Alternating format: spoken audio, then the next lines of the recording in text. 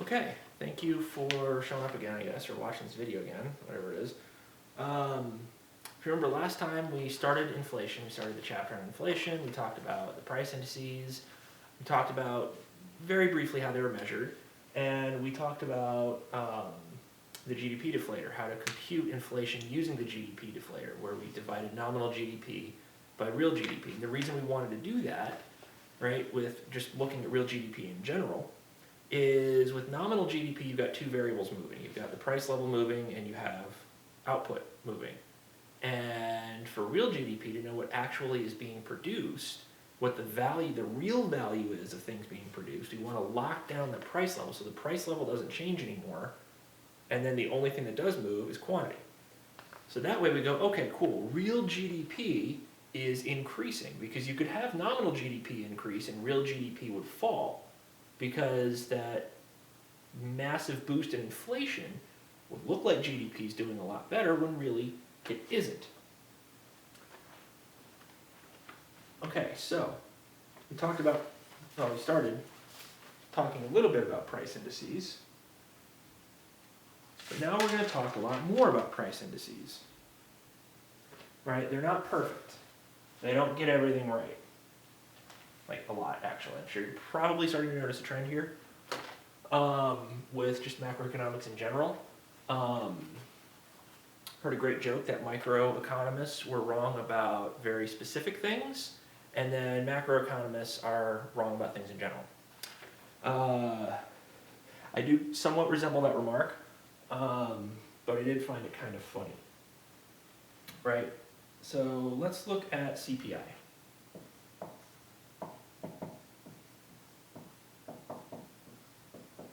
Now, CPI is a pretty good estimate of the price level. It's not perfect, but it can't account for changes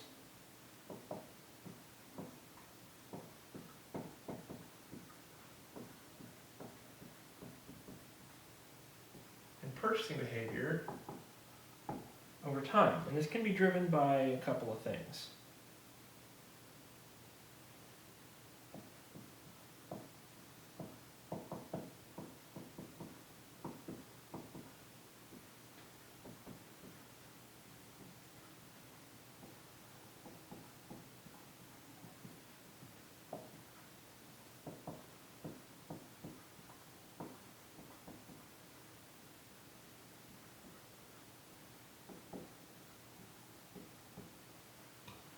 One of the things I couldn't explain would be going from Blu-ray, right? Remember Blu-ray DVDs? Hopefully you remember those.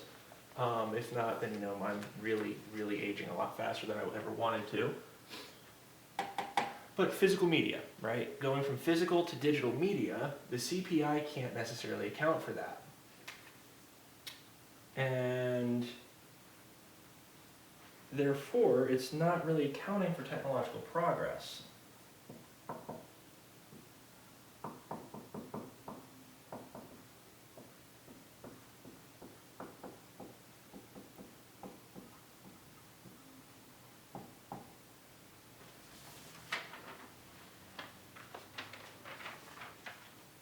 Alright, let's go into a little bit of the theory on this. If you remember, production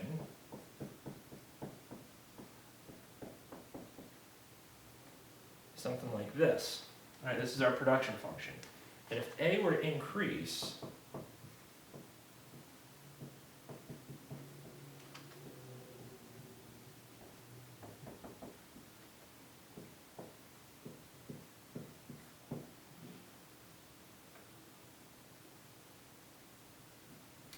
A goes up, then production gets cheaper.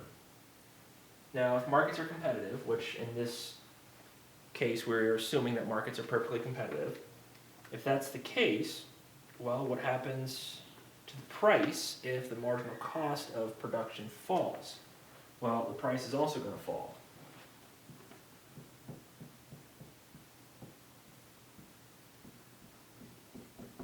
The price level is going to fall as a result. Right? Look at 4K TVs. A decade ago, more than a decade ago. They were like super expensive back in like, what, 2011, 2012, I think, when they started coming out. They were like thousands and thousands and thousands of dollars. Now you can get one for a couple $100. I think I paid like $300 for the last 4K TV that I own. All right, the CPI can't account for that. Can't explain it.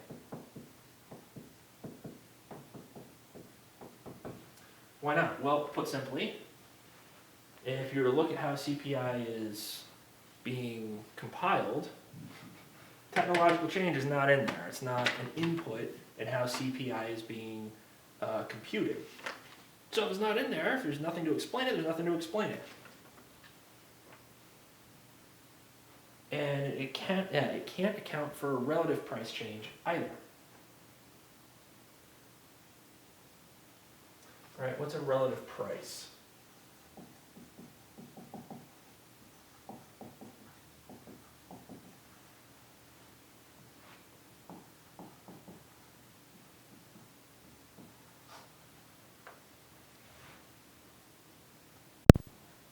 My apologies. What's a relative price? Well, a relative price is the price of one good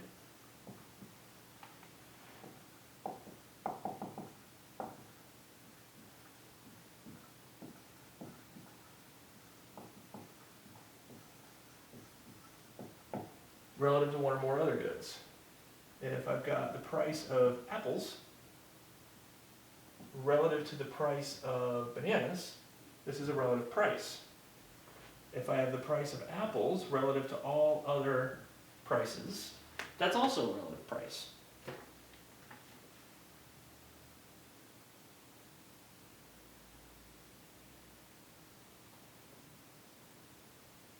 Right? So the CPI can't account for that. It can't account for relative price changes. Now, maybe you're going like, hey, so what? Right? I know I was when I first learned about this stuff. I was like, I don't know, what's that mean? Why do I care? All right, well, I mean, you know, I cared because I wanted to get a good grade in this class. And then later on I cared because I wanted to actually learn this stuff really well. Right, but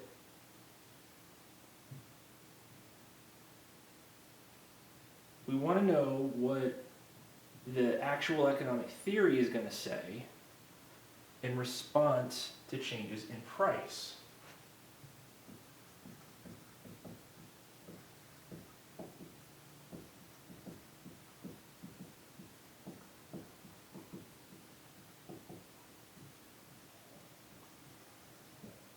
Right, namely, what does the microeconomic theory tell us about price changes?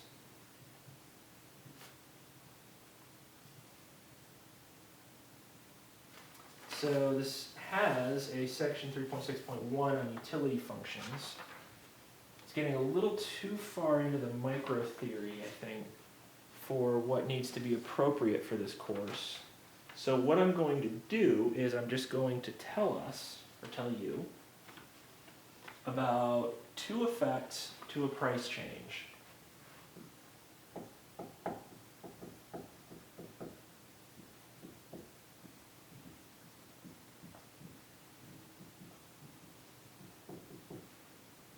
The first effect is the substitution effect.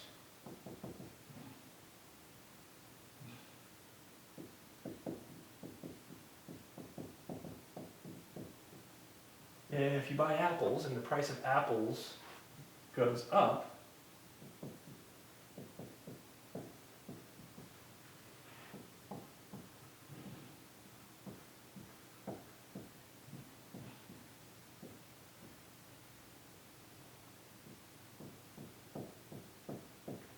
you'll buy fewer apples and more bananas.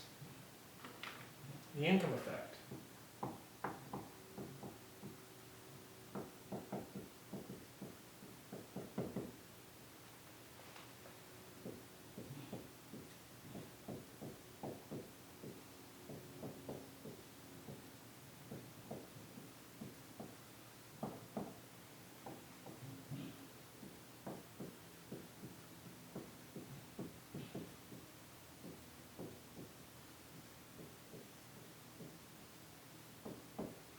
the income effect, if the price of apples were to increase, that relative price, the price of apples relative to bananas changes.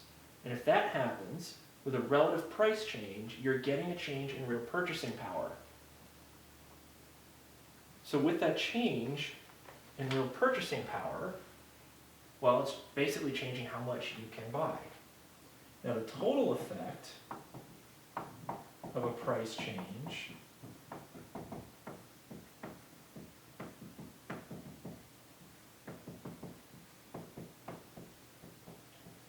is the substitution effect plus the income effect. Now the substitution effect is always negative, and the income effect can be positive or it can be negative.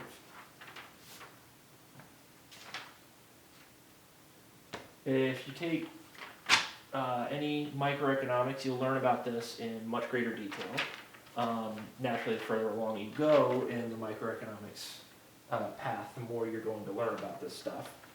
Right? But the substitution effect is always, always, always, always, always going to be negative. And the income effect can be negative, it can be positive, depending on various things that, well, we're just not really going to cover for the scope of this course. So the question is, if the CPI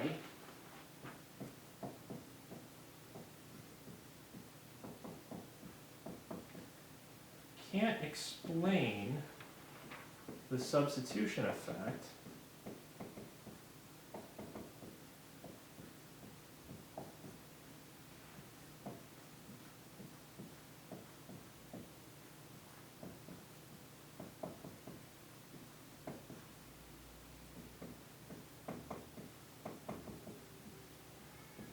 if it can't account for that substitution effect, which is always going to be negative, do you think the CPI is going to be under or overestimating inflation?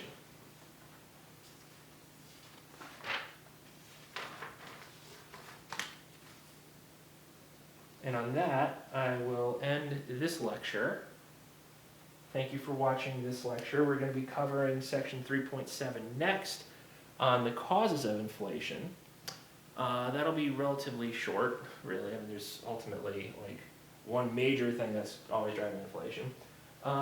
But we'll get into that a little bit more, and then we're going to talk about inflation as a tax, and that will be the end of this chapter, in which case we'll be moving on to chapter 4, which is unemployment. So thank you for watching this lecture, and again, I won't be seeing you, but you will be seeing me whenever I post the next lecture. So thank you for watching, and goodbye.